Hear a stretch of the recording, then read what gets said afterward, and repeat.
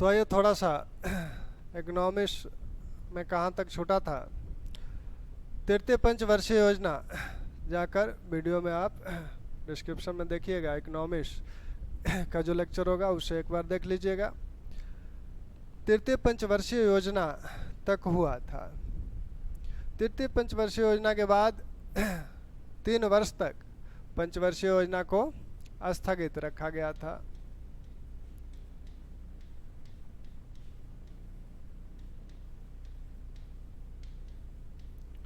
तीन वर्षों तक ये वार्षिक योजनाएं चली थी और इसी वार्षिक योजना के दौरान भारत में प्रथम हरित क्रांति देखने को मिली थी। इसके बाद चौथी जो योजना शुरू हुई, चौथी पंचवर्षीय योजना,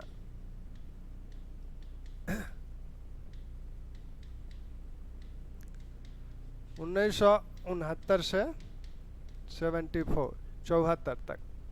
इस योजना का जो लक्ष्य है, उद्देश्य है, वह क्या है?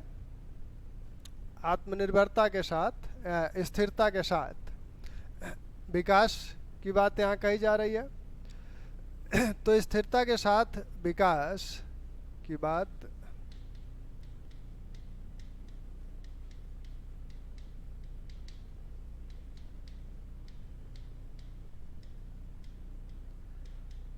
आत्मनिर्भरता की प्राप्ति।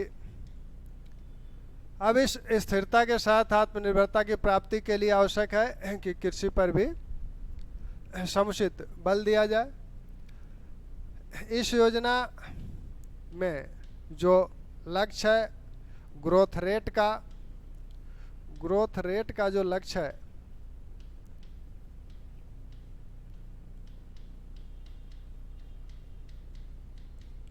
वो है आपका 5.7%। प्राप्ति हुई 3.3%। प्राप्ति कितनी हुई ग्रोथ रेट की? 3.3%। काल कब से कब तक का है? 69 से 74 तक। इस दौरान यह किस मॉडल पे आधारित है? तो मॉडल पे आधारित है गाडगिल, अशोक रुद्रा, लियोनटिफ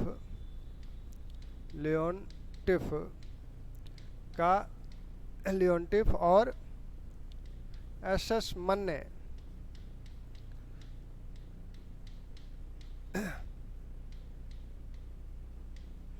के इतने मॉडल इस योजना में है। अगर इनमें से किसी का नाम लिया जाता है वो किस योजना से संबंधित है, तो वो चौथी पंचवर्षीय योजना से संबंधित है। वो गाडगिल का नाम लिया जाए या अशोक रुद्रा का नाम लिया जाए या लियोनटिफ का आगत निर्गत मॉडल का नाम लिया जाए या एस मन्ने का नाम लिया जाए, तो ये चारों लोग इस योजना से संबंधित हैं। तो इनमें से किसी एक का नाम लेकर ये पूछा जा सकता है कि ये किस योजना से संबंधित है, यानी इनका मॉडल किस योजना में अपनाया गया था। तो इस 1969 से 74 का जो समय है, इसी समय आप देखते हैं कि प्रिवी पर्स को समाप्त किया गया। प्रिवी पर्स को समाप्त किया गया, यानी राजाओं को जो मुआवजा दिया जा रहा था, जमींदारों को जो मुआवजा दिया जा रहा था, उसको सरकार ने समाप्त कर दिया।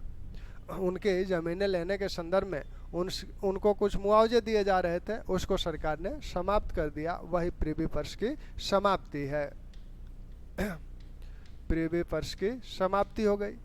इसी समय 69 में बैंकों का राष्ट्रीयकरण किया गया। बैंकों का राष्ट्रीयकरण, एक साथ 14 बैंकों का राष्ट्रीयकरण 69 में कर दिया गया, यानी बैंकों का सार्वजनिकरण या बैंकों का राष्ट्रीयकरण इसी समय किया गया 1969 में ही। इसी समय एक योजना चली थी, ब्याज विभेदीकरण योजना 1972। ब्याज दर विभेदीकरण योजना 1972 इसी समय चली थी। 1973-74 में एक योजना चलाई गई, सूखा प्रवण क्षेत्र विकास कार्यक्रम 1973-74 ये योजना चली। इसी योजना के दौरान भारत को एक युद्ध करना पड़ा था, एक युद्ध में शामिल होना पड़ा था। बांग्लादेश की स्वतंत्रता इसी समय हुई और बांग्लादेश को स्वतंत्र कराने में भारतीय मुक्त वाहिनी का महत्वपूर्ण योगदान था। तो इसलिए कुछ ध्यान सरकार का उधर खींचा योजना से हटकर। युद्ध के पश्चात बांग्लादेश के शरणार्थियों की समस्या उत्पन्न हुई। तो शरणार्थियों की समस्या युद्ध के दौरान ही ये समस्या उत्पन्न हुई थी। और इसी समय आपकी एक समस्या और हुई थी, तेल संकट उपस्थित हुआ था, खाड़ी संकट उपस्थित हुआ था। खाड़ी देशों में युद्ध प्रारंभ हुआ था, जिससे वो उन लोगों ने क्या किया कि जो तेल उत्पादक देश हैं अपेक, उन लोगों ने उत्पादन क्षमता को कम कर दिया, इसलिए तेल के मूल्य महंगे हुए और तेल संकट उपस्थित हुआ। यानी हमारा आयात जो आयात है वो भी बढ़ जाएगा और हमारी विदेशी मुद्रा का तेल के निर्यात में खर्च भी बढ़ जाएगा। तो इससे थोड़ी सी समस्या उत्पन्न हुई और आपका ग्रोथ रेट सिर्फ 3.3 प्राप्त हो सका। ठीक। तो चौथी पंचवर्षीय योजना के बाद हम लोग आए पांचवी पंचवर्षीय योजना पर। पांचवी पंचवर्षीय योजना का काल क्या होगा? पांचवी पंचवर्षीय योजना का काल होगा 1974 से 79। होना चाहिए लेकिन होगा नहीं। कितना होगा आप जानते हैं, ये 78 तक कार्य करेगी। ठीक। डीपी धर योजना आयोग के उपाध्यक्ष हैं, तो उन्हीं का प्रभाव इस योजना पे है, इस योजना के मॉडल पर। योजना का मुख्य उद्देश्य क्या है? योजना का मुख्य उद्देश्य है आपको क्या करना? योजना का उद्देश्य है गरीबी निवारण के साथ आत्मनिर्भरता की प्राप्ति। गरीबी उन्मूलन और आत्मनिर्भरता की प्राप्ति। गरीबी उन्मूलन और आत्मनिर्भरता की प्राप्ति इस पांचवी पंचवर्षीय योजना का उद्देश्य है। लक्ष्य जो निर्धारित किए गए, जीडीपी ग्रोथ रेट का लक्ष्य, ग्रोथ रेट का जो निर्धारित किया गया है, यह आपका 5.5 है। प्राप्ति कितनी हुई? 4.9%। प्राप्ति हुई 4.9% और लक्ष्य निर्धारित किया गया था 5.5% का। योजना चल रही है 74 से 78 के बीच में। 78 के बीच में क्यों चल रही है? क्योंकि इस पंचवर्षीय योजना को जब जनता पार्टी सरकार 77 में सत्ता में आई तो उसने इस पंचवर्षीय योजना को 1 वर्ष पहले ही समाप्त घोषित कर दिया। 1 वर्ष पहले ही समाप्त घोषित कर दिया, समाप्त घोषित कर दिया। तो यह कार्य, यह योजना जो 79 में समाप्त होने वाली थी, अब ये समाप्त हुई आपकी 78 में। तो इस तरह से इसका, इस योजना का जो काल था वो 74 से 78 है। इस समय कुछ महत्वपूर्ण योजनाएं चलाई गई क्योंकि गरीबी निवारण भी करना है। तो इस समय जो महत्वपूर्ण योजनाएं चलाई गई, जैसे 1977-78 में एक योजना चली थी, काम के बदले अनाज योजना। काम के बदले अनाज योजना, काम के बदले अनाज योजना। काम के बदले अनाज योजना जो है, यह आपकी उसी समय 77-78 में चली थी। फिर बाद में 2004 में इस तरह की योजनाएं चली। बाद में इसे अन्य जो रोजगार योजनाएं हैं उसके साथ अटैच कर दिया गया था। यानी इस 77-78 में ये जो योजना चली, काम के बदले अनाज योजना, इसको बाद में एनआरईपी के साथ जोड़ दिया गया था। नेशनल रूरल एम्प्लॉयमेंट प्रोग्राम, राष्ट्रीय ग्रामीण रोजगार योजना के साथ इसे जोड़ दिया गया। तो यह स्वतंत्र रूप से जो योजना थी वह समाप्त हो गई थी। इसी समय 78, 77, 78 में ही राजस्थान में अंत्योदय योजना शुरू की गई थी। राजस्थान में अंत्योदय योजना शुरू की गई थी। अंत्योदय योजना शुरू की गई थी। इसी समय 1974 चल रहा है ना, भारत का परमाणु परीक्षण सबसे पहले जो हुआ था 18 मई 1974 को हुआ था। लाफिंग बुद्धा नाम से यह ऑपरेशन हुआ था। तो इसी योजना के अंतर्गत वो भी आएगा। हालांकि कहीं कहीं आपको वो मिल जाएगा चौथी पंचवर्षीय योजना में, लेकिन भारत में जो बजटीय वर्ष है वो 1 अप्रैल से है और यह परीक्षण होता है 18 मई को। तो यह पंचवर्षीय योजना 5वीं पंचवर्षीय योजना के कार्यकाल में आएगा।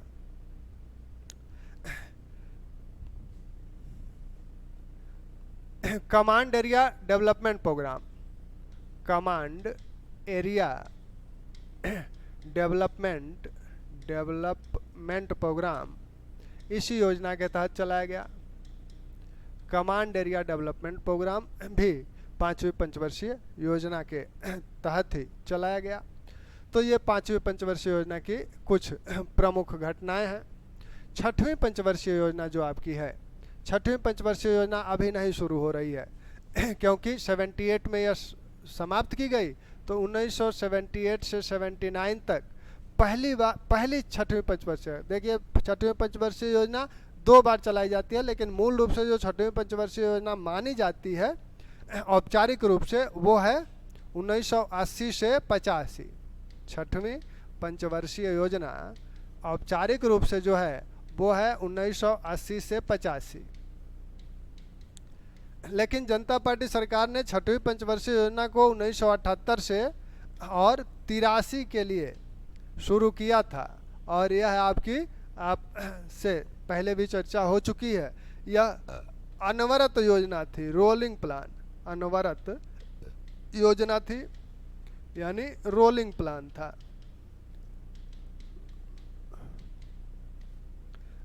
रोलिंग प्लान ये था उस समय। लेकिन यह जनता पार्टी सरकार बहुत कम दिनों तक रही, तो ये योजना चल कितनी पाई, सिर्फ 1 साल, 1978 से 79 तक ही यह चल पाई।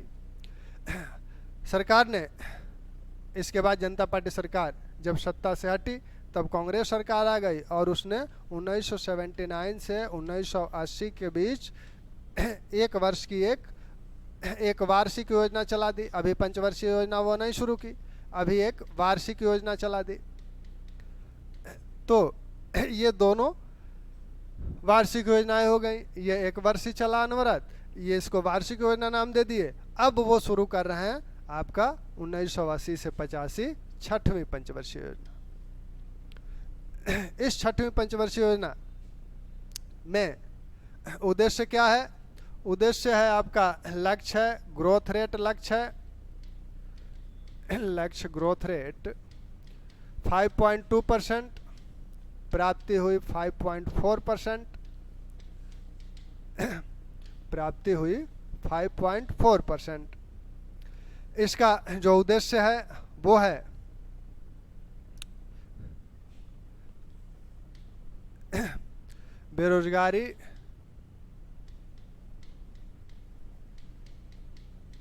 बेरोजगारी की समाप्ति और गरीबी निवारण प्लस गरीबी उन्मूलन, गरीबी निवारण या उन्मूलन।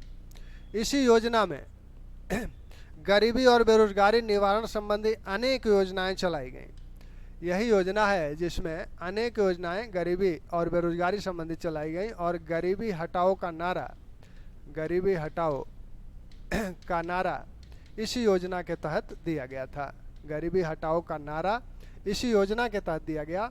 और हालांकि यह नारा 1971 के चुनाव में ही इंदिरा गांधी द्वारा राजनीतिक रूप से दिया गया था, लेकिन योजनागत रूप से यह नारा मुख्य उद्देश्य बना 6वीं पंचवर्षीय योजना का।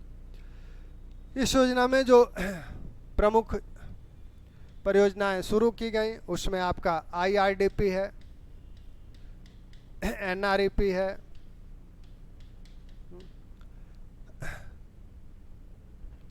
इसमें एक बात यहाँ एक वर्षीय योजना में, अच्छा इसी में आएगा, NREP है, डवाकरा है। इस एक वर्षीय योजना में एक योजना चली थी, उसका ध्यान रखिएगा, ट्राइसेम, ट्राइसेम। तो ये NREP, IRDP, डवाकरा, सिट्रा, इस तरह की योजनाएं यहाँ चलाई गई 1980, 83। IRDP, India integrated rural development programme, समन्वित ग्रामीण विकास कार्यक्रम। NREP, national rural employment programme. ये डवाकरा जो है rural area women childhood development programme. और सिट्रा जो है यह ग्रामीण क्षेत्रों में जो कामगार हैं उनको किट उपलब्ध कराने, यानी विभिन्न जो अगर कोई लौहकार है, कोई कुंभकार है या कोई इलेक्ट्रीशियन है तो उसे विभिन्न प्रकार के उपकरण उपलब्ध कराने संबंधी ये योजना थी। इस योजना को आप अभी योजनाओं में जब हम लोग बात करेंगे तो वहाँ दिखाएंगे कि ये योजनाएं कैसे एक दूसरे से मिलके आपके वर्तमान स्वरूप तक आती हैं। तो NREP यह मजदूरी योजना है, मजदूरी यानी रोजगार देना इसका प्रमुख उद्देश्य हो गए। यह इसका उद्देश्य स्वरोजगार देना है। डवाकरा भी स्वरोजगार से संबंधित है और सिट्रा भी स्वरोजगार से संबंधित है। तो आगे चल के आप देखेंगे कि IRDP, डवाकरा, सिट्रा, 10 लाख कुआं योजना, गंगा कल्याण योजना, इन सारी योजनाओं को एक साथ मिला दिया गया और मिलाकर स्वर्ण जयंती स्वरोजगार योजना, ग्रामीण स्वरोजगार योजना नाम दिया गया। तो ये छठवीं पंचवर्षीय योजना। इसी छठवीं पंचवर्षीय योजना में दोबारा बैंकों का राष्ट्रीयकरण किया जाता है। और दोबारा बैंकों का राष्ट्रीयकरण कब किया जाता है? दोबारा बैंकों का राष्ट्रीयकरण किया जाता है 1980 में। बैंकों का राष्ट्रीयकरण इस बार संख्या कम रही, 6 ही बैंक रहे। उस बार 1969 वाले राष्ट्रीयकरण में 14 बैंक थे। इसी पंचवर्षीय छठवीं पंचवर्षीय योजना में पहली बार आधुनिकीकरण की बात कही गई। आधुनिकीकरण की बात कही गई। अभी सिर्फ बात कही गई है, मतलब एक प्रमुख उद्देश्य नहीं बनाया गया है। इस योजना का जो मॉडल है वो आगत निर्गत मॉडल ही है। तो इस योजना का जो मॉडल है वो भी आगत निर्गत मॉडल है। आगत निर्गत मॉडल है। ठीक। सातवीं पंचवर्षीय योजना की अगर बात की जाए तो सातवीं पंचवर्षीय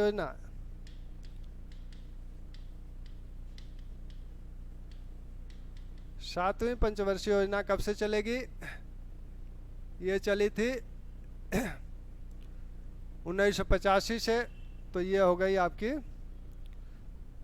1985 से 90, 1985 से 90 सातवीं पंचवर्षीय योजना चली। इस योजना का प्रमुख उद्देश्य आधुनिकीकरण है। आधुनिकीकरण। इस योजना, हालांकि कृषि पर भी इसमें बल दिया गया। इस योजना का जो मॉडल है वस्तु मजदूरी मॉडल, वस्तु मजदूरी मॉडल पर आधारित यह योजना थी। इस सातवीं पंचवर्षीय योजना के दौरान ही भारत में सबसे पहले उदारीकरण की बात की गई। उदारीकरण की बात कैसे की गई उसको ऐसे देखिए। 1969 में कौन योजना चल रही थी? 1969 से 75 आपकी चली थी। 1969 से 74 पांचवी चली थी, चौथी चली थी। इसी 1969 से 74 में 1969 में एक अधिनियम पारित किया गया था, MRTP अधिनियम।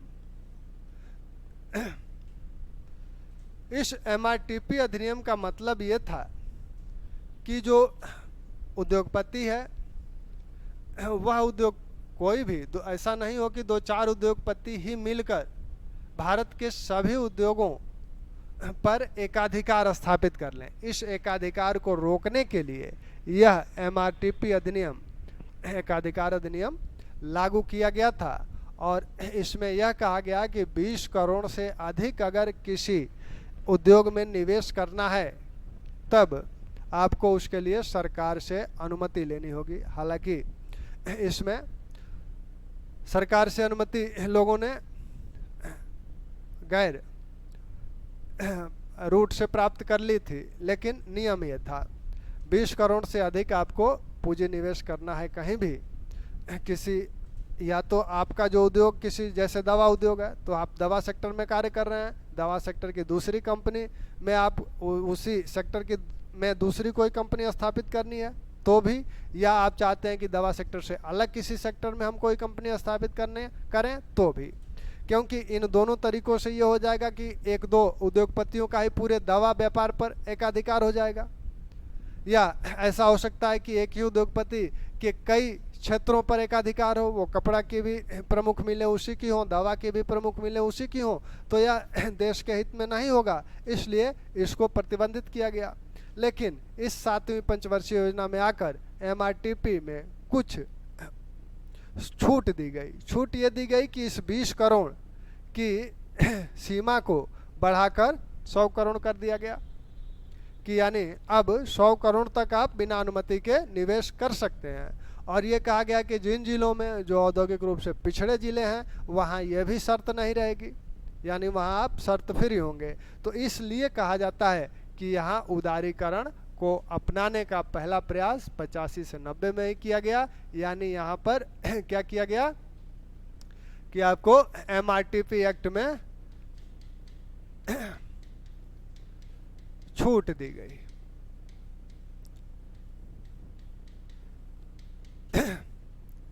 यानी अब उद्योगपति अपनी पूंजी विस्तारित कर सकता है एक सीमा तक, वो सीमा बढ़ा दी गई। 85 से 90 की ये योजना है और 85 से 90 के बीच में कई संस्थाएं भी गठित हुई। 1988 में सेबी,